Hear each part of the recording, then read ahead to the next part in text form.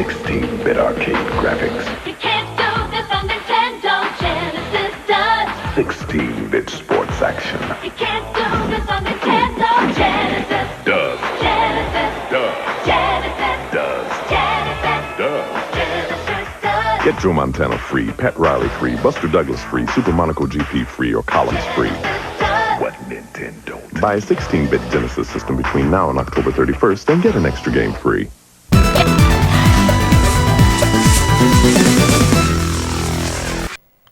Welcome to the Poor Man's Retro Game Room, and today we're going to take a look at 5 Sega Genesis deep cuts. And a deep cut, you know, it's some of those games in the Sega Genesis library that maybe don't get enough love or people pass over. You might have seen it and thought, you know.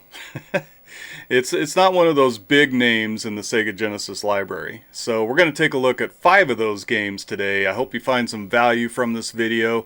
And let's have some fun. Without further ado, here's 5 Sega Genesis deep cuts.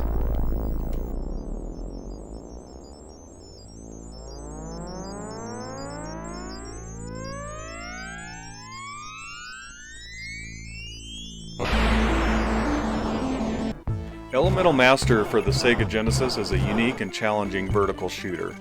It stands out from the crowd. The game puts you in control of Layden, a powerful sorcerer who must use his elemental magic to defeat hordes of enemies and save the world.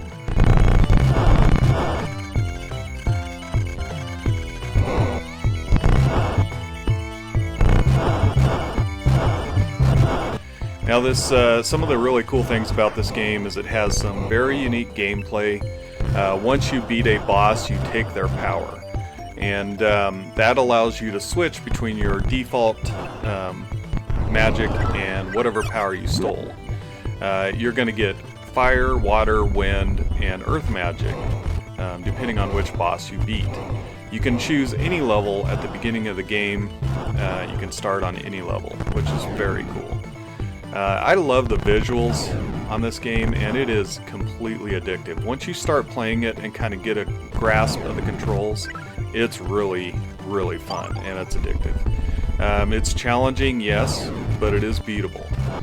I absolutely love the soundtrack to this game.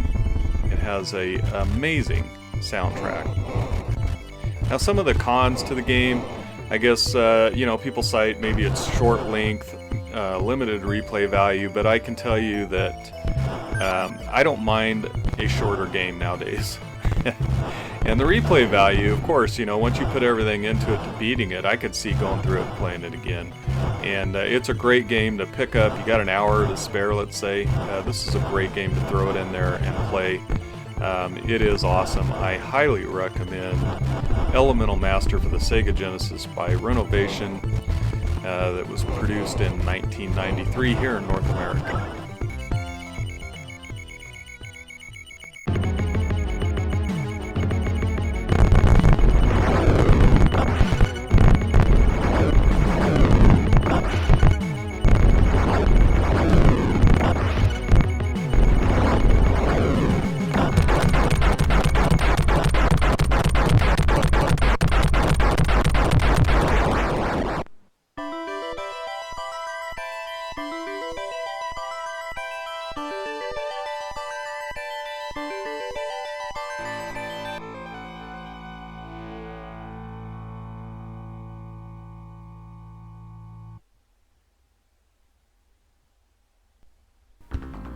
Jewel Master for the Sega Genesis is such a unique game. It's a side-scrolling action-adventure game at its core, but it does have some very innovative game mechanics, and of course that is the ring system. It's pretty cool. Once you beat certain enemies, certain sub-bosses or bosses, they'll drop rings, and those rings will give you different abilities. But not only will they give you different abilities, if you mix and match those rings, not all rings will mix and match, but a lot of them do, that will even give you a different ability. And so it's really cool, and you really kind of got to figure out, you know, what power or ring fits your gameplay the best. This is such a great game, and I have a lot of nostalgia for it, because when I started recollecting for the Sega Genesis, I picked Jewel Master up, and it's given me that kind of fresh nostalgia. You know, it's nostalgic to me now. I absolutely love the soundtrack. This game is completely 100% Genesis. I think if you saw this game, heard this game, you would know automatically that's a Sega Genesis game. I can't recommend it enough. It's a really good game, and I think a lot of people missed out on it. So Jewel Master for the Sega Genesis, I highly recommend it.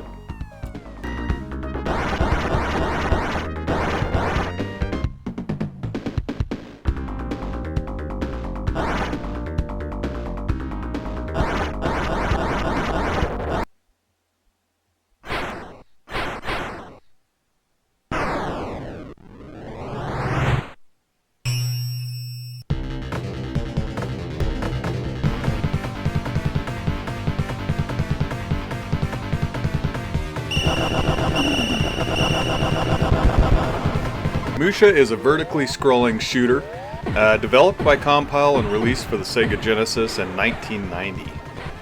It's really, really good. And you've probably heard of it, but have you played it? Have you taken the time to maybe seek out a way to play it? This is one of the more expensive games on the Sega Genesis.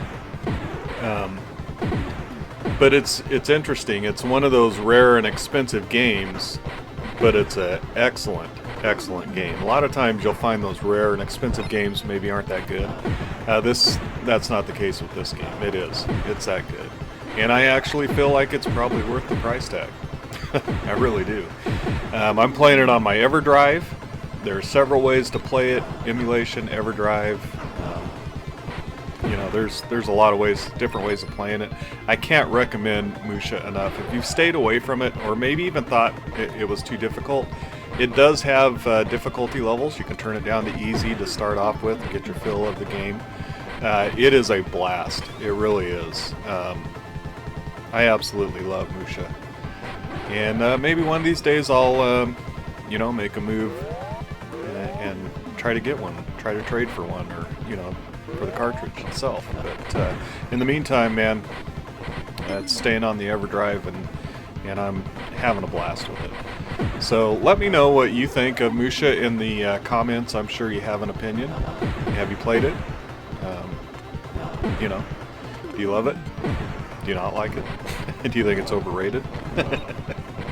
That was kind of my opinion before I actually sat down and played the game.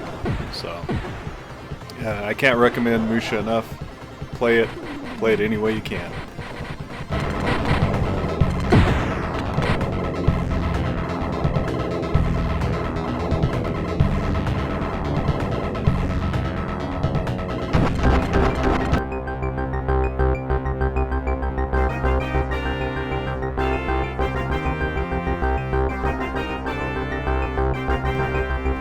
Blades of Vengeance is a solid hack-and-slash adventure. It's a side-scrolling action platformer that delivers a satisfying blend of swordplay and magic on the Sega Genesis. While it may not reach the heights of classics, like Castlevania or some of the other ones, it is a solid and enjoyable gaming experience. I absolutely love the visuals and the music and the sound effects. I think this is a very, very solid game. I completely missed out on this back in the day, and once I was able to see some gameplay footage and collect it, I've played it, and it's just been a lot of fun. This is one of those games I wish I would have had back in the day, because I'd have been all over this one, man. Some of the pros is, of course, the solid gameplay mechanics, visuals, appealing graphics, multi-playable characters, challenging boss fights. It is a challenging game. It's a very challenging game. Cons can feel repetitive at times. Some level designs can be uninspired. But you know what? I've heard that's kind of like a generic hack and slash. That's a bunch of baloney. Who cares? This game is fun, has really cool graphics, and man, I'd have been all over this back in the day. So I highly, highly recommend Blades of Vengeance. solid hack and slash, and varies gameplay wise as far as which character you choose. So there you go. That's this entry, is Blades of Vengeance from Electronic Arts in 1993.